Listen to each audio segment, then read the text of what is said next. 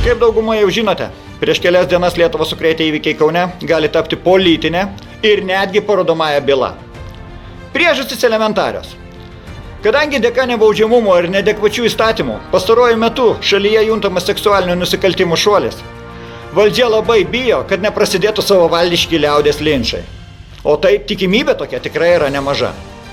Todėl mes prisibijome, jog nuo Ulvydo nukentėjusios mergaitės tėčiui, beje, atlikusiam savo pilietinę pareigą ir užkardžiusiam galimą naują nusikaltimą, valdantieji, pasitelkdami teisėsaugą bei žiniasklaidą, gali pamėginti sukurpti parodomąją bylą.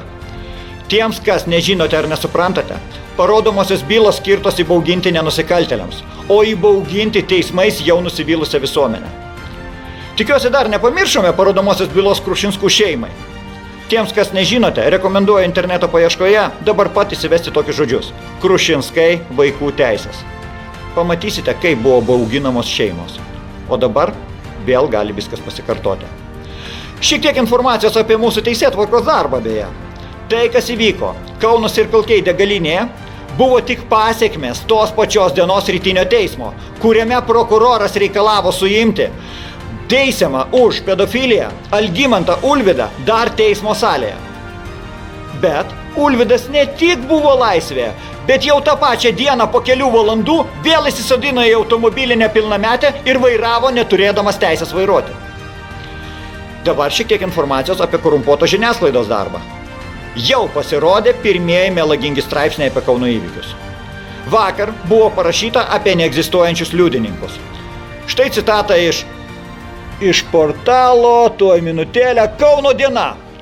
Kartu su A. Ulvydu buvo nepilnametė mergaitė, kuriai dėl smulgaus sudėjimo pašnekovas buvo linkęs duoti vos 12 metų, bei vyras ir moteris. Kadangi vakar visą dieną bendravau su įvykiuose dalyvavusiu ir dabar kaltinamu tėčiu, jis griežtai mane patikino, kad automobilyje jokių kitų asmenų nebuvo. Tad galima tik spėlioti, kokiu tikslu yra skelbiama dezinformacija ir kam yra ruošiamasi. Dabar noriu pateikti kelis labai svarbius klausimus. Pirmas. Tai kaip tai įmanoma, kad oficialių pajamų neturinti asmenį gina vienas brangiausių Lietuvos advokatų? Čia kas per labdara? Dar vienas klausimas. Kaip tai įmanoma, kad asmuo nekartą teistas už vagystes, pedofiliją, vairavimą be teisių, aš ir nežinau, jis drąsiai tęsia nusikalstamą veiką, grubiai pažeidžia kardomąsias priemonės, tačiau iki šiol yra laisvėje. Trečias klausimas beje, kaip tai įmanoma, kad asmuo žalojantis nepilnametės ne tik seksualiai, psichologiškai, bet ir fiziškai, jisgi joms perka kenksmingas elektroninės cigaretės, energetinius gėrimus, kitokias dovanas, tačiau iki šiol jis už tai neneša jokios atsakomybės. Kaip tai įmanoma? Gerai, dar vienas klausimas. Kodėl sulaikymo dieną Ulvydo automobilyje nebuvo atlikta krata? Tarkim, ieškant draudžiamų nepilnametams vartoti medžiagų ar kitokių galinčių atskleisti nusikalstamą veiką įkalčių. Kas vyksta? Kol iš teisėsaugos negausime oficialių viešų pateiktų atsakymų iš šios arba panašius klausimus, mums kyla įtarimų, kad Algimantas Ulvydas galimai susijęs su pedofilų klanu ir galimai tiekia jiems mažametės mergaitės, taip užsidirbdamas ir gaudamas beje labai galingą stogą. Štai tai būtų atsakymas į visus prieš tai pateiktus klausimus. Juolab, kad yra duomenų, jog bendraudamas su aukomis, jis prašydavo, tuoj minutėlę surasiu kur tą citatą iš teismų, iš liudininkų. Cituoju liudininkės parodymus. Atveskite kuo jaunesnių, 6 ar 7. Pabaigai apie Circle K beje. Kad degalinė ketina reikalauti iš pilietiško tėčio atlyginti finansinę žalą, apklausos metu jį informavo tyrėja. Labai abejotina, ar tyrėja, kol kas jos pavardės neminėsim, pati susigalvojo tokią informaciją apie degalinę.